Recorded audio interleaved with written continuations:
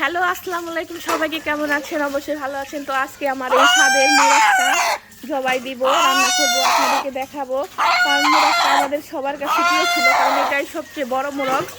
তো এটা আজকে জবাই করে রান্না করবো, আপনাদেরকে দেখাবো।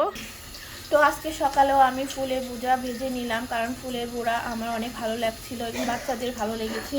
তো দেখেন আমার অনেকগুলো ভাজা শেষ এবং আমি কড়াইতে দিয়ে ভাজতেছি। সকালবেলা রান্না আজকে গরম গরম ফুল ভাজা খাবো। তো আমি দেখেন মাংসগুলো, দেশি মুরগির তরকারিগুলো আমার মোটা মোটা শেষ এবং আমি এখন রান্নাও করতেছি বাচ্চাদের জন্য।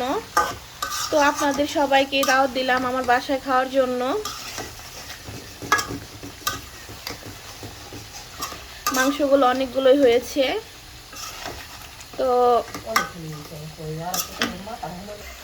তো দেখেন বড় ভাই আজকে লাউ এনেছে সকালবেলা তরতাজা, এটাও আজকে রান্না করব, হয়তো কালকে দেখাবো আপনাদেরকে।